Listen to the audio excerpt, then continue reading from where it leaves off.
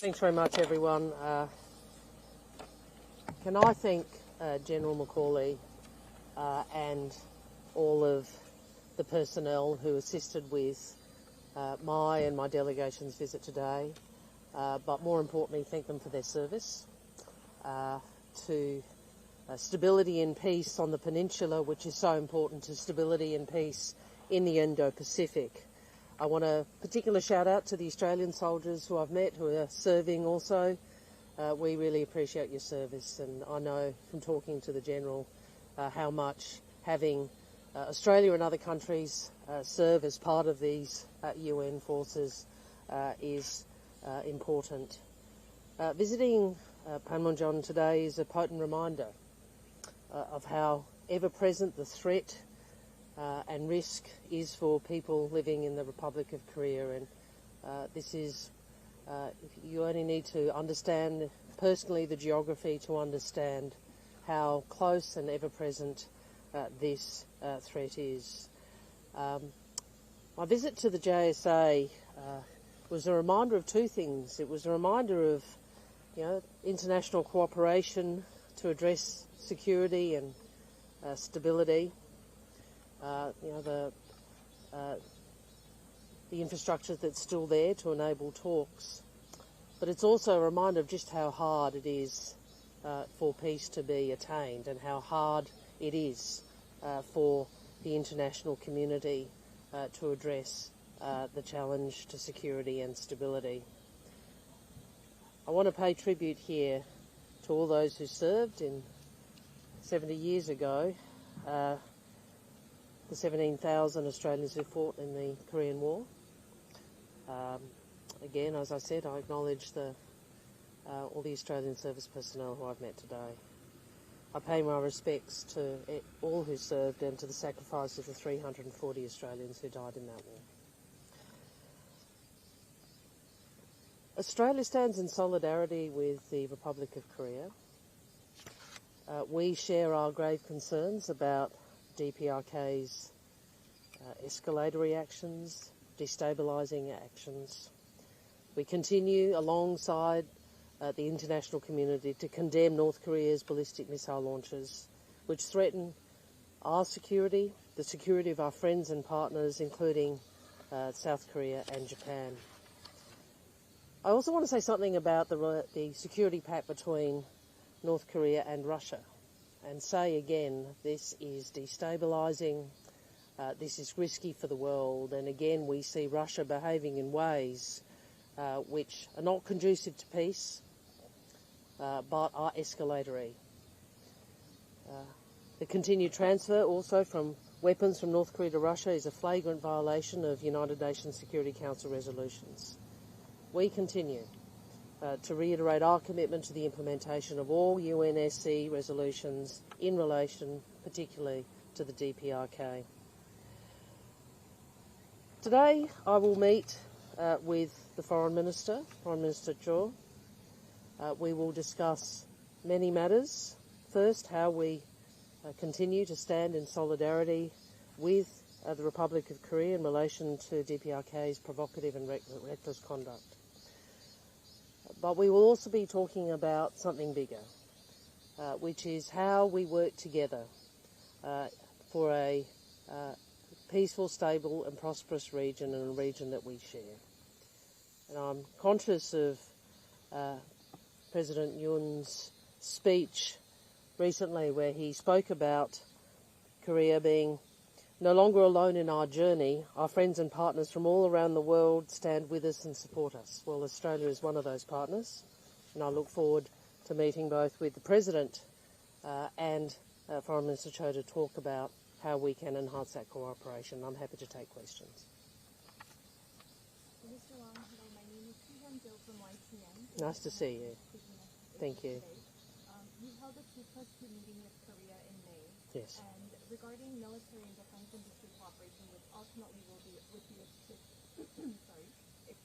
establish peace and stability in the region, what does Australia most want to cooperate with Korea?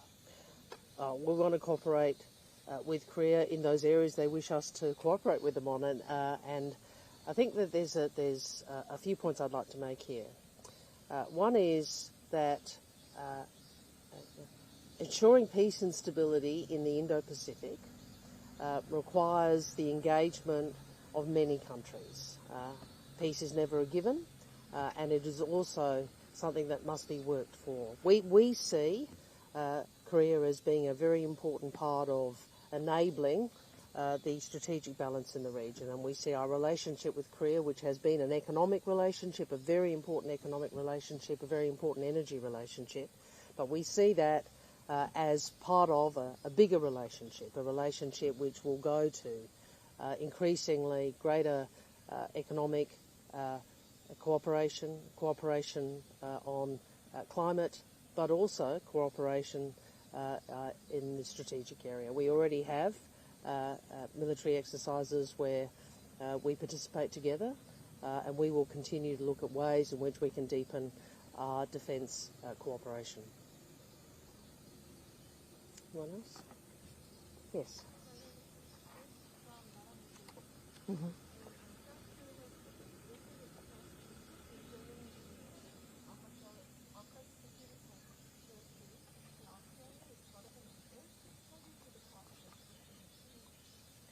Well, look,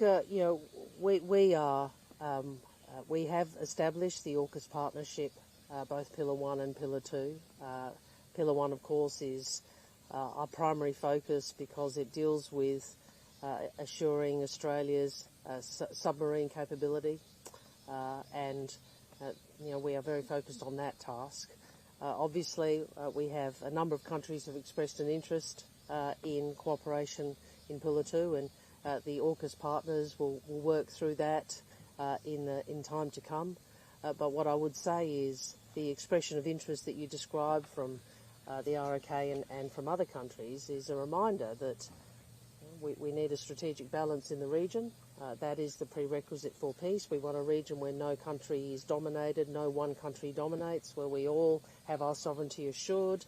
And to achieve that, democracies like Australia, Japan, Korea, the United States and others need to work together, and we are very focused on doing so. Anything else? Yeah, sure. So I also am informed that Australia has been looking to build its defence capability and is considering two Korean companies as potential worship contractors. And I'm so sorry I have to ask you this question also because you understand it's a very important impact on our perspective as well. So what does the Australian government see as the strength or possibly a positive quality of Korean weapon systems or defence capabilities? If you could just... So, look, what I would say first is that we will, in relation to the very ambitious defence program Australia has, we will continue to apply, go through appropriate processes. We will assess the capability we need. We welcome the participation by partners in those procurement processes. Ultimately, decisions Australia makes will be made based on capability and assessment of a proper assessment of that tender process. So, obviously that's how we approach our capability. But I understand that this is something that people are interested in here and in other countries I visit. So good for Kristen, just looking at Yes. what are some of the military capabilities that Australia needs? Well, I think the DSR, the Defence Strategic Review, set out our capabilities, the capabilities that the government is seeking to develop and the reshaping of the Australian Defence Force. Obviously, the key priority at this stage is to progress the Orcus Pillar 1, which is the acquisition of nuclear-powered but not nuclear-armed submarines. Okay. Thank you, everyone, and I again thank the General and all of his personnel for the visit today and the arrangements. We really appreciate it. And most of all, I thank them for their service. This is a part of the world which has known a lot of trouble, a lot of grief, a lot of tragedy, a lot of conflict, and having the UN command here to maintain peace and stability is important not just to the people of the Republic of Korea, but to people across the Indo-Pacific. So we thank you.